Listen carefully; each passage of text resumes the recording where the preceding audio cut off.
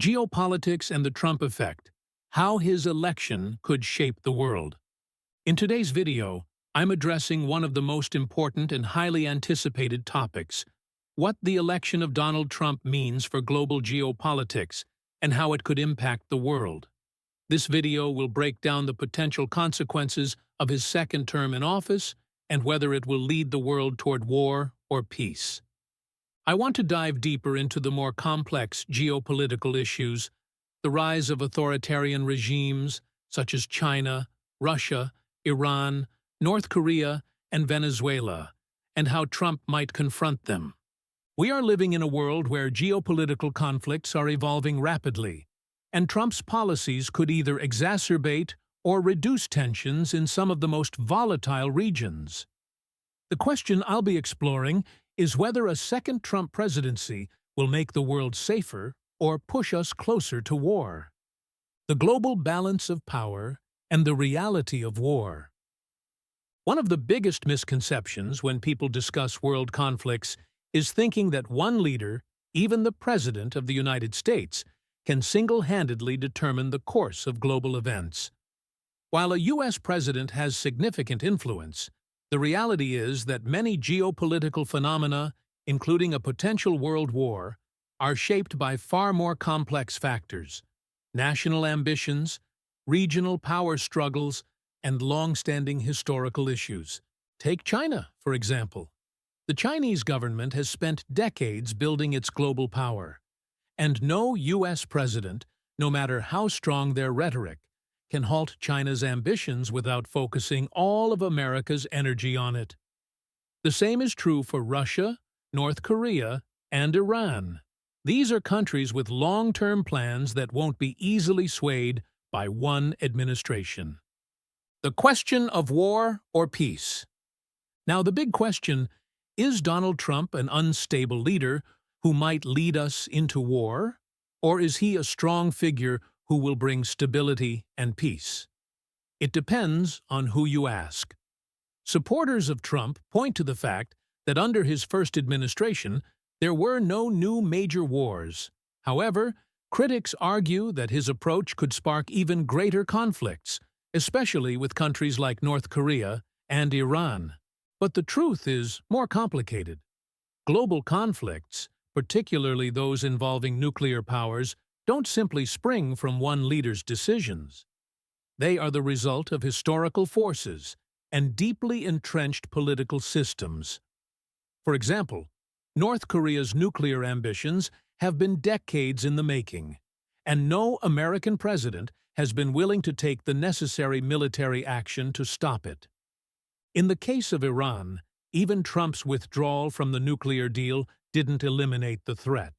Iran continues its nuclear program, and no military intervention has been seriously considered by any president, Trump included, because of the massive consequences such an action would bring.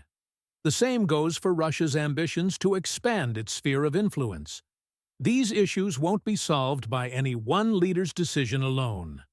The three paths to peace.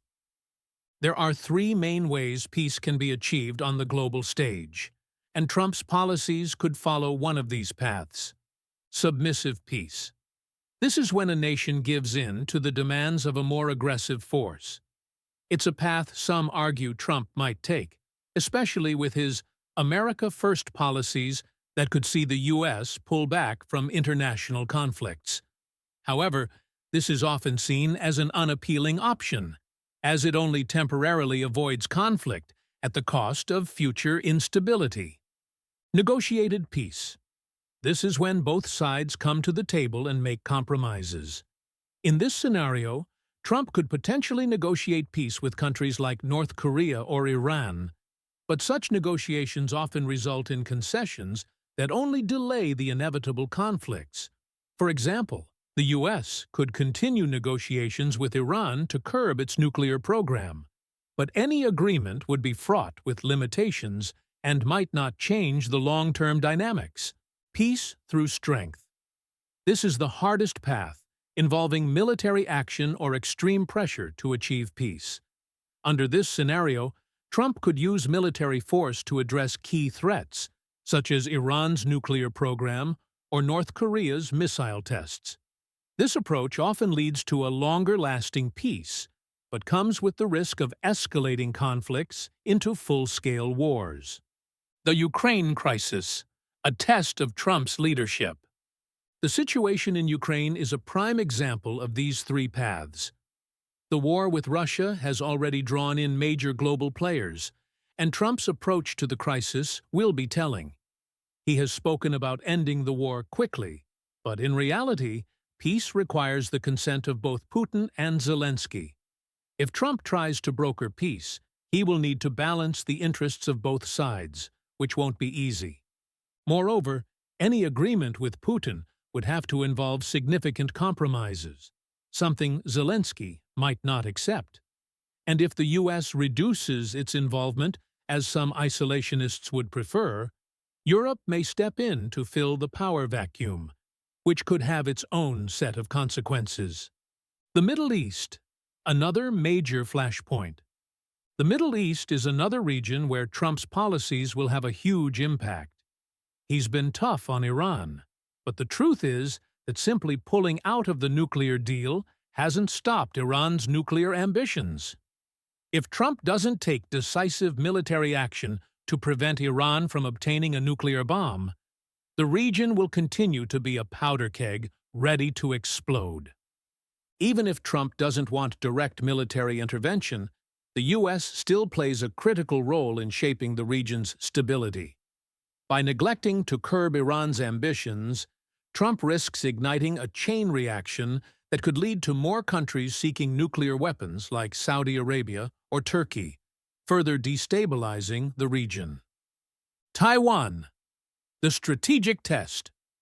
Finally, Taiwan represents another critical area. Trump's stance on Taiwan has been inconsistent, which raises questions about his approach to the region. If the U.S. retreats from Taiwan, China will become emboldened and potentially look to expand its influence even further, creating a major risk for global stability. Taiwan is not just a geopolitical flashpoint, but also a critical issue of national security, especially for countries like Japan and South Korea. If Taiwan falls to China, it's likely that Japan and South Korea will seek their own nuclear weapons to protect themselves, further increasing the risk of conflict. The North Korean conundrum. Trump's engagement with North Korea, while historic, ultimately did not achieve lasting results. The regime remains as dangerous as ever, and Kim Jong-un's ambitions show no sign of changing. A failure to contain North Korea's nuclear program would have lasting consequences, especially for South Korea, which would feel increasingly vulnerable. Conclusion: the road ahead. So, where does all this leave us? Trump's second term will not be simple. His policies will be shaped by internal political factions, some interventionist, others isolationist, and by the larger uncontrollable forces of geopolitics. What is clear, however, is that the next few years will be pivotal. The choice between peace and war isn't solely up to one man. It's a global issue influenced by many factors. Whether Trump can lead the world to peace or push us closer to war will depend on his ability to balance these competing forces. The world in 2024 is vastly different from 2016, and even Trump may not be able to put the pieces back together in the way he hopes. Thank you for watching. Don't forget to like, share, and subscribe for more insights into global geopolitics.